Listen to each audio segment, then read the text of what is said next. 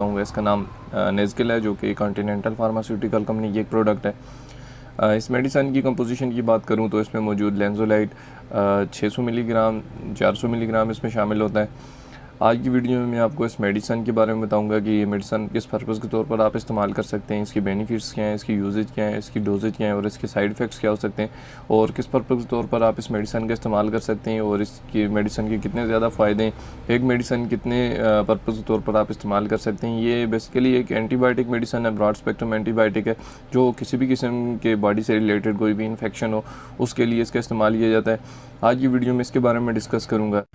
नेज़किल tablet जो कि swear किस्म के इन्फेक्शन को ख़त्म करने के लिए इसका इस्तेमाल किया जाता है। यानी अगर आपको बॉडी में किसी भी किस्म का कोई इन्फेक्शन हो गया हो, जो आप कोई और एंटीबायोटिक मेडिसन जब आप इस्तेमाल कर रहे हो तो उनके लेने के बाद आपको एंटीबायोटिक मेडिसन इस्तेमाल करने के बाद भी वो इन्फेक्शन ठीक ना हो रहा हो या बहुत गहरे किस्म का आपको कोई इन्फेक्शन हो